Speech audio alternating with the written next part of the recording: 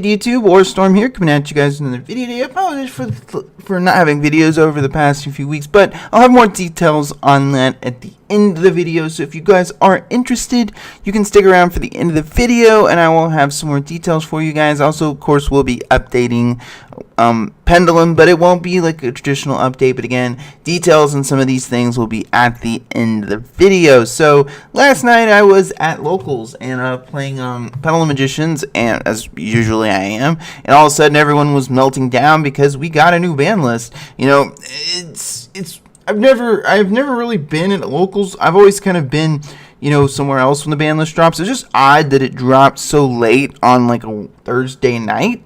But I'm not complaining. I mean, the format has gotten a little stale. All of us have been asking for the ban list, for a ban list of some sort. Now, this may not have been the one you wanted, but it does do some things. There are a few things I'm not super happy about, and there will be more on that. I plan on doing a video with Evan and Sean, some of the guys you guys long-time subs may remember on the ban list. But anyways, let's go ahead and get into it. We've been putting it off. So this is going to be a little bit different than your standard ban list video. It's going to be in a different screen with the background, just because I feel like it's better that way. We're going to scroll down a bit. The first ban card we do see is our Samsara Lotus here. Now, I am not familiar with the FTK, and we also see Nightmare Goblin as well. But as far as Lotus, I'm not familiar with how the FTK works, but I would rather Konami take preemptive action and get rid of something than keep it around and have it be a problem. Now, obviously, Firewall Dragon should also be in this ban section, but that's neither here nor there. And we also have an OCG list to judge, and again, we'll talk about some of that stuff towards the end. But we see the first banned Link monster in either format is Nightmare Goblin. So Goblin is one of the most disgusting things about the board. The fact that you can't destroy by battle, you can't target it, you can't destroy it, and that extra normal summon just adds so much combo extension. Now, without Nightmare Goblin, Goki is a lot more reliant on keeping that Firewall Dragon out. They can't summon things out with that extra normal summon is so much combo extension when you have things like Marauding Captain and Goki Suprex that trigger on normal summon. That is pretty big. You're getting rid of that, and it also means now you can target the board. So if you have some kind of, and it also means that you can still extra link with Goki. Like, there's no doubt about that. It just means you're going to have to use a little bit more resources, because you're going to have to in order to pull it off the same way, you're going to have Unicorn in that spot, or something like Proxy Dragon or Unicorn in that spot where Goblin used to be. So it definitely doesn't completely kill off a lot of these extra link decks, but it does get rid of a lot of their crazy combo extension. On top of that, it gets rid of the Ibli combo which was one of the things I think that needed to go, whether it was getting rid of Firewall Dragon or getting rid of Goblin. I think getting rid of Goblin was the smart move. It does, and it will allow more ways to play into a board of this. So I do like the idea. So the next banned card is MX Saber Invoker. MX Saber Invoker is a card that should have been banned a long time ago, but the main reason why it was a problem in Zoo format. It's been a problem in the past, and it's just been a card that enables dumb combos. And Goki Suprex being an Earth level 4 is definitely a big part of this, but the card has been well overdue for a ban for a long time. Honestly, I think the only reason it went untouched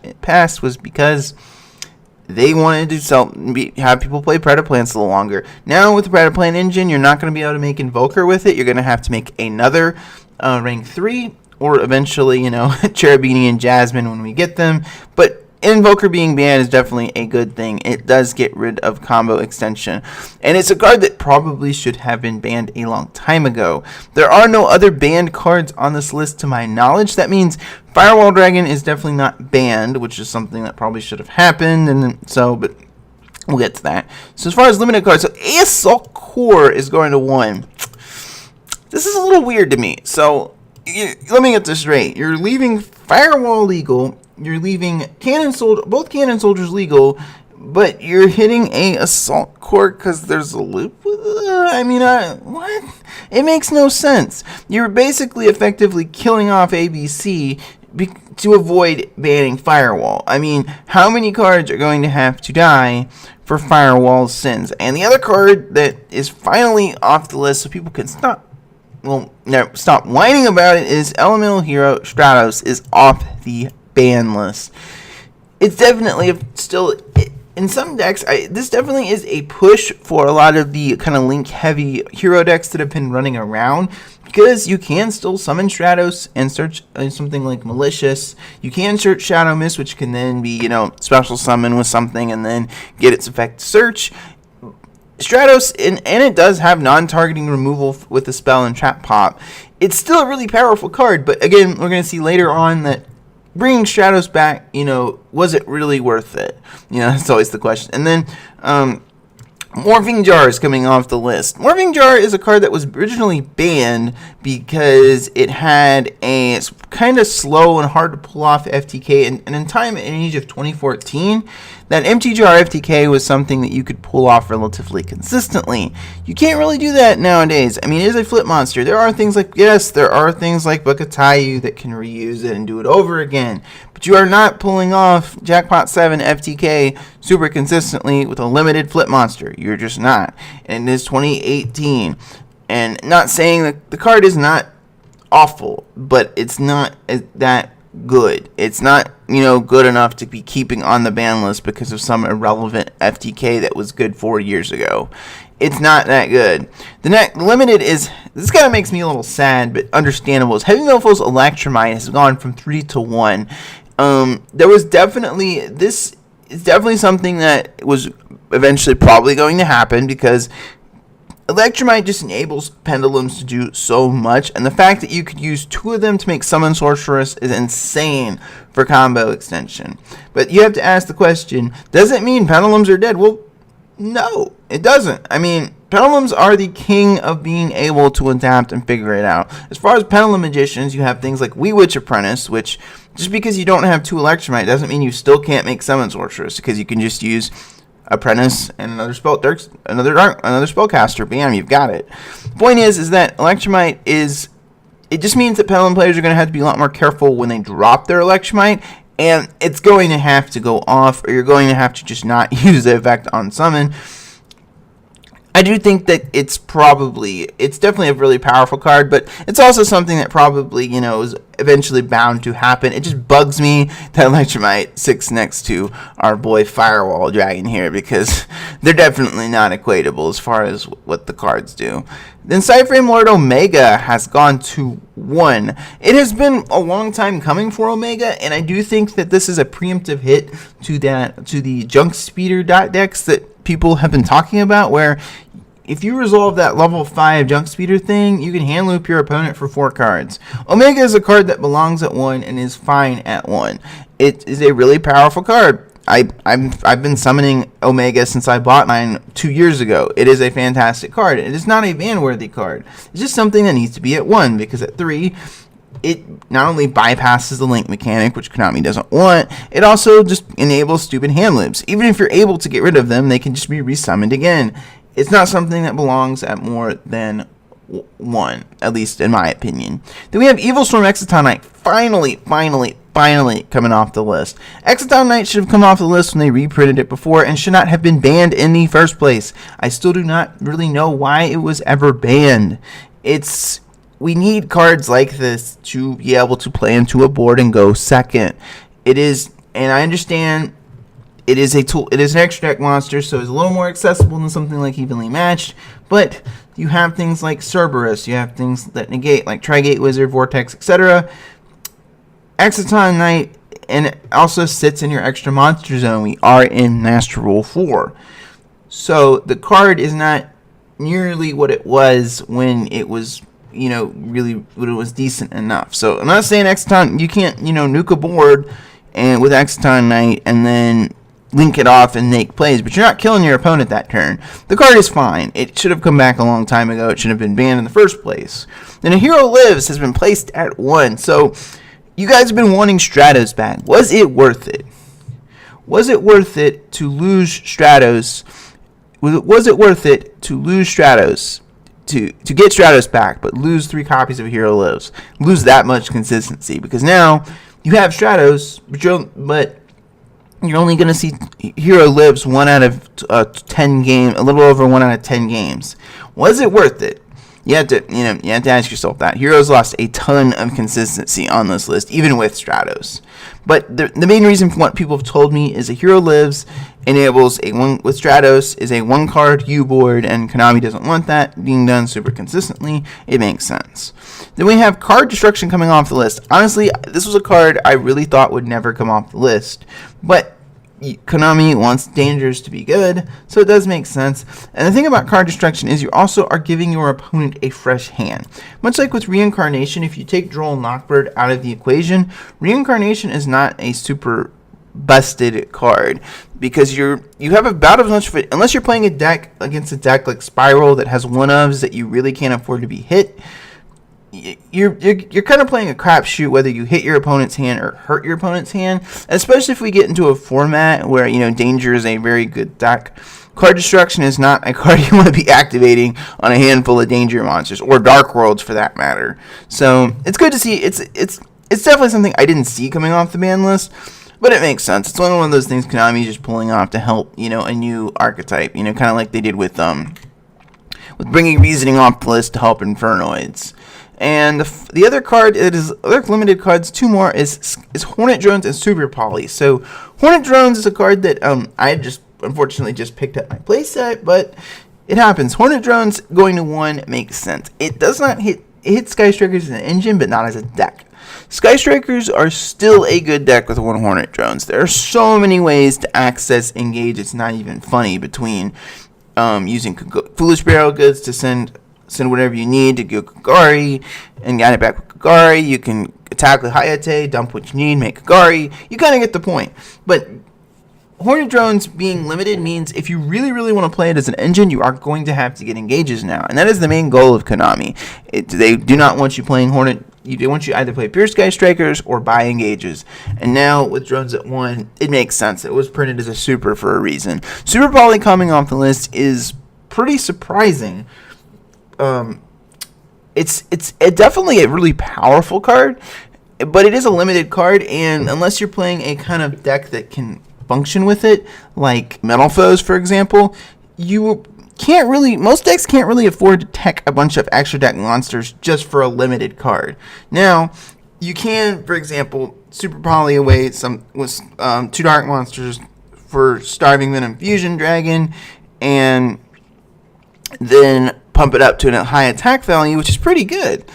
But you can't really, until we get Clock Wyvern and the new Cyber Fusion monster, you're not going to wipe an entire board with Super Poly in most cases. You're more than likely going to bump maybe 2 monsters max.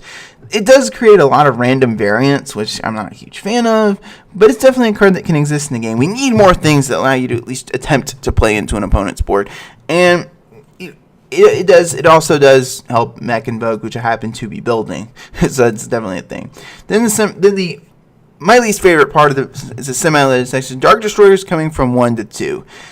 This is pretty neat. I mean, Cosmo's a deck that really kind of it definitely kind of could use Dark Destroyer back. Now, Italy is still at 1, but you also have to keep in mind that Cosmo doesn't really play that Italy into Farm Girl playstyle for a long ass time. So Dark Destroyer going to 2 really helps the deck, but it doesn't really the deck is good because a lot of the meta decks can't really have trouble getting over targeting a monster that can't be targeted, and card can main deck really powerful traps like Artifact Sanctum and Torrential Tribute. So having a Dark Destroyer is pretty nice for them. For some reason, Luster, Necroface, and Wind Up Magician are still on the list for some reason. Called by the Grave. This is my least favorite hit on the entire ban list. You're creating much more variants, and Called by the Grave is one of those cards. It's like Maxi. You are going to play the maximum amount Konami allows you to play it, and by moving it to 3 to 2, you're encouraging the people who are like me, who might have been side decking it, are going to move it into their main deck now, and because there's no reason not to, because the 2, not 3. You either need it with semi-limiting a card like this is pointless, because you either put it to 1 or you ban it if it's really that good. I understand everyone's playing it, so you got to put it so they feel like they need to hit it, but it's dumb. This is a dumb hit. Limiter removal, it can be a little bit sacky, but at the same time, it hasn't really mattered in a very long time. It helps Cyber Dragons, I guess, if you really want to play limiter removal. Scapegoat and Terraforming, these, again, why are you putting these cards to 2? Put them to 1 or ban them if they are so strong. This doesn't really hurt those decks that play these cards that much.